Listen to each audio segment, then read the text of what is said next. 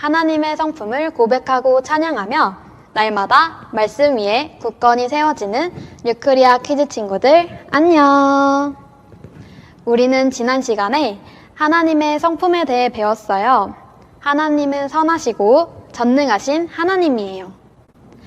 또 하나님은 전능하신 하나님이어서 우리가 원하는 것은 무엇이든지 주실 수 있고, 그것이 설령 세상에 존재하지 않는 것이라면 만들어서라도 주실 수 있는 그러한 능력의 하나님이에요. 그래서 우리가 삶 가운데 말씀을 믿고 말씀대로 행하기 시작하면 말씀이 열매 맺는 것을 보게 되고 전능하신 하나님과 함께 더 많은 일들을 경험할 수 있게 돼요. 친구들, 하나님의 성품을 아는 것이 왜 중요하다고 했나요? 우리가 하나님의 성품을 정확하게 알고 있을 때 하나님과 우리를 분리하려는 사단의 거짓말에 속지 않을 수 있어요. 그리고 하나님으로부터 오는 공급을 끊임없이 받으며 하나님의 성품을 나타내는 삶을 살 수 있기 때문이라고 했어요. 친구들이 하나님의 성품을 잘 알아야 믿음의 원리가 원활하게 돌아가고 하나님의 말씀이 말하는 바를 정확히 알고 선택할 수 있어요. 오늘 본문 말씀 큰 소리로 읽어봐요. 그러므로 너희 하나님 여호와께서 하나님이심을 알라. 그분은 주를 사랑하고 주의 명령을 지키는 사람들에게는 그분의 사랑의 언약을 천대까지 지키시는 믿음직하고 좋은 하나님이시다. 신명기 7장 9절 말씀. 친구들, 첫 번째 배울 하나님의 성품은 하나님은 공의로우신 분이에요. 그래서 하나님은 약속하신 것은 반드시 지키시며 또 하나님이 세우신 원칙을 깨트리지 않으세요. 하나님은 이랬다 저랬다 하시는 분이 아니에요. 하나님이 세상을 창조하셨을 때 보시기에 좋으셨지만 아담과 하와의 범죄로 인해 이 땅에 대한 권세가 사단에게 넘어가고 저주가 사람들에게 임했을 때 하나님이 한 번만 용서해 주셨으면 됐을 텐데 라는 생각을 할 수도 있어요. 하지만 하나님은 하나님이 세우신 원칙을 반드시 지키시는 분이세요. 그래서 구약시대에 율법을 따른 자들에 대한 축복을 약속대로 행하시고 또 율법을 따르지 않은 자들에 대한 저주도 약속대로 허락하실 수밖에 없었어요. 이것이 바로 하나님의 공의예요. 구약 성경에는 하나님의 여러 성품 중 공의로우심이 많이 나타나 있어요. 하나님께서는 약속하신 것은 행해야 하시는 분이었기 때문에 율법을 지키지 않은 사람들에게 그에 맞는 처분을 할 수밖에 없었어요. 하지만 예수님께서 오셔서 하나님의 공의를 완전히 만족시키셨어요. 우리의 죄의 문제를 예수님께서 대신 해결하시고 우리가 받아야 할 모든 저주를 예수님께서 대신하심으로써 우리를 향한 하나님의 공의가 완전히 만족되었어요. 그래서 하나님께서는 더 이상 우리를 공의로 판단하실 필요가 없고 마음껏 은혜와 용서와 축복을 베푸실 수 있게 되었어요. 그러면 하나님의 성품이 바뀐 걸까요?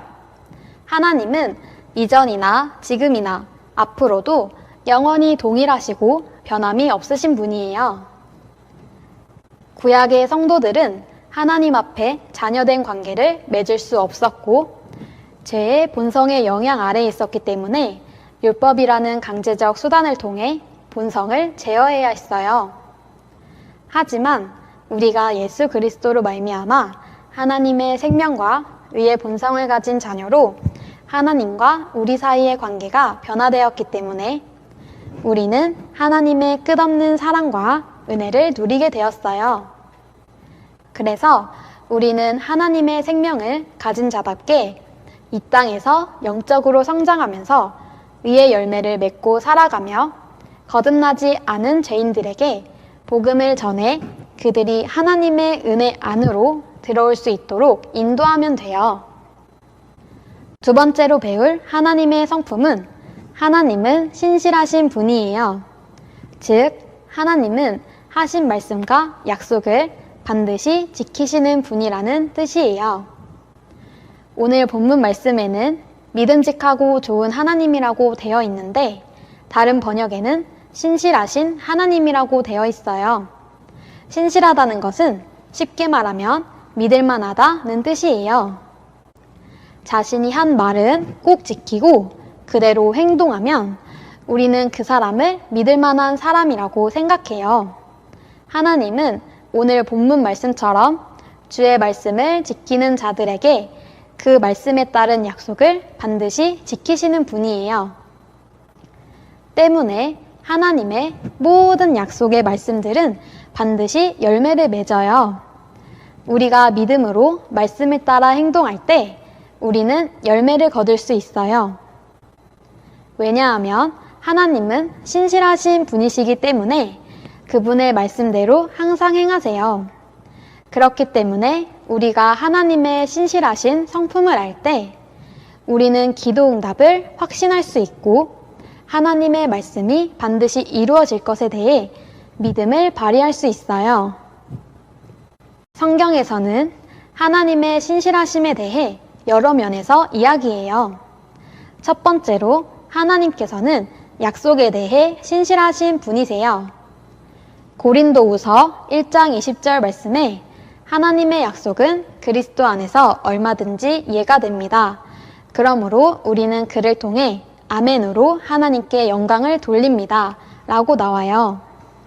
무엇이든 하나님께서 하신 약속은 그리스도 안에서 우리가 아멘으로 붙들기만 하면 이해가 된다고 하죠. 이번엔 안 돼, 누구는 안 되지 하는 경우가 없어요. 치유는 하나님께서 하나님의 자녀들에게 약속하신 말씀이에요. 그러니까 감기든 암이든 어떤 질병이든 믿기만 하면 그 질병은 치유받을 수 있어요. 그분이 친히 나무에 달려 자기 몸으로 우리의 죄를 짊어지셨으니 이는 우리가 죄에 대해 죽고 의에 대해 살게 하시려는 것입니다. 그분이 채찍에 맞음으로 여러분이 나음을 얻었습니다. 베드로전서 2장 24절 말씀에 특정 병은 안 된다는 조건이 없으므로 이 말씀을 믿고 말씀대로 행하는 사람에게 이 약속의 말씀은 이해가 되는 거예요. 두 번째로 하나님께서는 부르심을 이루심에 대해 신실하세요. 이 땅에 존재하는 모든 것들은 존재하는 목적이 있어요. 하나님께서는 우리 모두를 독특한 목적을 가지고 만드셨어요. 하나님께서는 친구들이 부르심을 잘 이룰 수 있도록 그에 맞게 창조하셨고 그에 맞는 환경과 재능을 주셨어요. 친구들이 부르심을 어떻게 이룰 건지에 대해 염려할 필요가 전혀 없어요. 여러분을 부르시는 분은 신실하시니 그분이 또한 이루실 것입니다. 데살로니가 전서 5장 24절의 말씀이에요. 그래서 친구들이 이 땅에서 부르심을 이룰 때까지 하나님께서 우리를 돕고 인도해 주세요. 주님을 믿으며 말씀대로 하루하루를 살기 시작한다면 친구들의 부르심을 완벽히 이루어 주님께 칭찬받는 삶을 살게 될 거예요. 세 번째로 하나님께서는 보호하심에 대해서도 신실하세요. 그러나 주께서는 신실하심으로 여러분을 굳세게 하시고 악한 자들로부터 지켜주십니다. 데살로니가 후서 3장 3절 말씀에 하나님께서는 우리를 보호하시겠다고 약속하셨어요. 친구들이 하나님의 보호하심을 믿는다면 이 약속의 말씀은 여러분의 삶 가운데 나타날 거예요. 하지만 친구들이 하나님의 보호하심을 믿지 않고 주님을 의지하지 않는다면 하나님의 보호하심에 대한 약속의 말씀은 나타나지 않아요. 우리는 두려움에 빠지거나 염려하거나 자신 없이 행동하는 자가 아니에요. 왜냐하면 하나님이 우리를 보호하시겠다고 약속하셨기 때문이지요.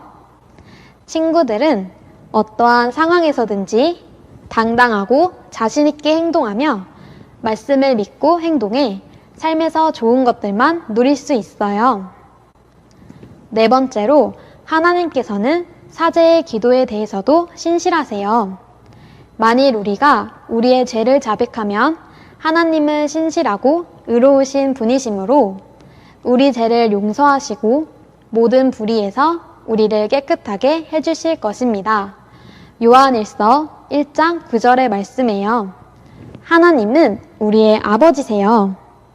사람을 죽인 범죄자라고 할지라도 하나님은 그 사람을 사랑하고 용서하세요.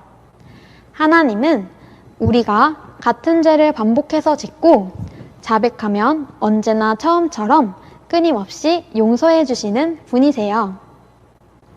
내가 너무 용서를 해줬더니 내가 늘 똑같은 죄를 짓는구나. 오늘은 용서를 못 해준다. 그리고 이제부터 넌 내 아들이 아니야.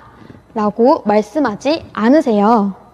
100번이고 1000번이고 우리의 심령을 돌이켜 아버지, 제가 잘못했어요. 저를 용서해 주세요. 라며 그분 앞에 나아가면 신실하시고 의로우신 하나님은 우리를 용서해 주시고 그 죄로부터 자유롭게 해주시는 분이세요. 친구들, 하나님의 신실하심에 대해 잘 알고 있으면 하나님께서 큰 약속을 주실 때에도 믿음을 발휘하여 흔들리지 않게 돼요. 하나님께서는 아브라함과 사라에게 아들이 태어날 것을 약속하셨어요. 그리고 24년 동안 아들이 생기지 않았어요. 어느 날 하나님의 천사가 나타나 내년에 아들이 생길 것이라고 알려줬을 때 사라는 피식 웃었어요. 사라가 믿지 못했기 때문이죠. 하지만 믿음으로 사라는 나이가 지나서 수태할 수 없는 몸이었는데도 임신할 능력을 얻었습니다. 이것은 그가 약속해 주신 분을 신실하신 분으로 생각하였기 때문입니다. 히브리서 11장 11절 말씀에 보면 사라가 믿음을 갖게 되었어요. 그 비결은 바로 하나님의 신실하심을 믿었기 때문이에요. 사라는 평생 아브라함과 함께하면서 하나님이 아브라함에게 고향을 떠나라 하시면서 약속하신 말씀 중에 큰 민족을 이루겠다는 약속 하나 빼고 다 이루어진 것을 깨닫게 되었을 거예요. 그리고 하나님께서 마지막 약속도 이루실 것이라는 믿음이 생겼을 거예요. 친구들, 어떤 문제 앞에서 믿음이 잘 생기지 않을 때 지금껏 내 삶에 있었던 하나님이 하신 일들을 돌아보세요. 그러면 우리는 하나님의 신실하심을 확신할 수 있고 다시 도전할 용기가 생길 거예요. 자, 함께 고백해요. 나는 공의로우신 하나님을 찬양해요. 나는 하나님의 신실하심을 믿고 말씀대로 행동해 결과를 얻는 자예요. 나는 하나님의 약속의 말씀을 믿음으로 붙잡는 자예요. 나는 하나님의 신실하심을 날마다 찬양하는 자예요. 그럼 이번 한 주도 공의로우시고 신실하신 주님을 찬양하며 하나님의 말씀이 반드시 이루어질 것을 믿으며 말씀을 행하는 한 주 보내봐요. 그럼 안녕!